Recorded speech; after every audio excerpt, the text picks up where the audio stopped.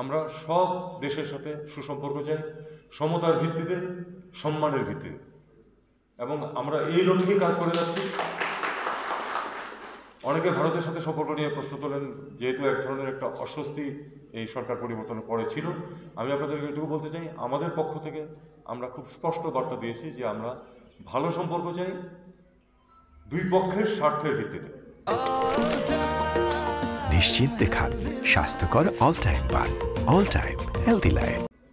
দুই পক্ষের স্বার্থের ভিত্তিতে, দুই পক্ষের স্বার্থই আছে দুই পক্ষের সাথে, সেই স্বার্থ সংশ্লিষ্ট বিষয়াদি নিয়ে আমরা কথাবার্তা বলবো এবং সমতার ভিত্তিতে আমরা সম্পর্ক চাই।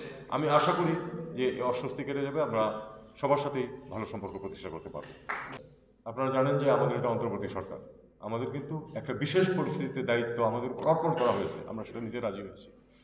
এই যারা এই বিজয় অর্জন করেছে তাদের কিছু দাবি দেওয়া আছে, কিন্তু তারা কিছু রিফর্ম চায়, যে রিফর্মগুলি আমাদেরকে করতে তারা দায়িত্ব দিয়েছে, এবং সেই রিফর্মগুলি আমি মনে করি না যে সব কিছু একদিনে অর্জন করা সম্ভব নয়, সময় লাগে সব কিছুতেই।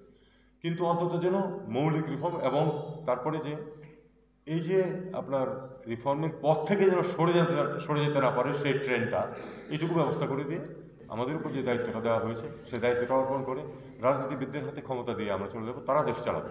তাদের প্রতি শুধু আমার একটা অনুরোধ থাকবে সবার পক্ষ থেকে, আপনারা এখানে আছেন রাজনীতিবিদরা এবং সাধারণ মানুষ শুনুন, যে আবার যেন 10 বছর পরে, 15 বছর পরে, 20 বছর পরে ছেলেদেরকে রাস্তায় নামতে না হয়, ছেলেদেরকে মেয়েদেরকে রাস্তায় নামতে না হয়, যেন তাদেরকে আবার জীবন দিতে না হয়, এই দায়িত্ব আপনাদের উপর থাকবে। আপনারা কিন্তু সেই দায়িত্বটা দয়া করে পালন করবেন।